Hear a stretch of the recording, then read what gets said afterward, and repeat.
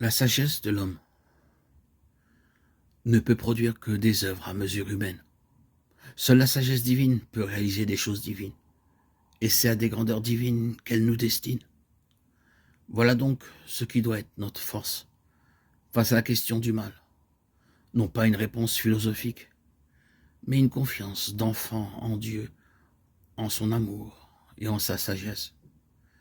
La certitude que Dieu fait tout concourir au bien de ceux qu'il aime, et qu'il n'y a pas de proportion entre les souffrances du temps présent et la gloire qui doit se révéler en nous. Romains 8,16.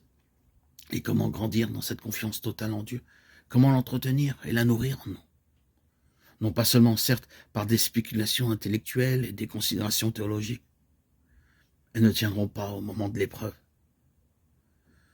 mais par un regard de contemplation sur Jésus. Contempler Jésus qui donne sa vie pour nous. Nous nourrir de ce trop grand amour qui nous exprime sur la croix. Voilà ce qui vraiment inspire confiance. Comment cette preuve suprême d'amour. Il n'y a pas de plus grand amour que donner sa vie pour ses amis, Jean 15, 13.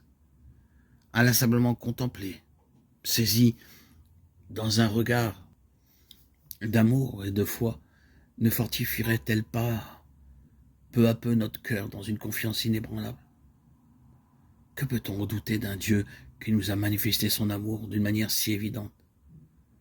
Comment ne serait-il pas pour nous tout entier et absolument en notre faveur? Comment ne fera-t-il pas tout pour nous, ce Dieu ami des hommes, qui n'a pas épargné pour nous son propre Fils, alors que nous étions pécheurs?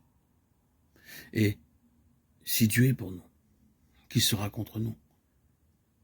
Si Dieu est pour nous, quel mal pourrait bien nous atteindre?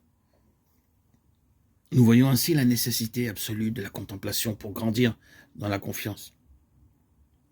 Trop de gens sont inquiets, en fin de compte, parce qu'ils ne sont pas des contemplatifs. Ils ne prennent pas le temps de nourrir leur propre cœur, de lui redonner la paix par un regard d'amour posé sur Jésus.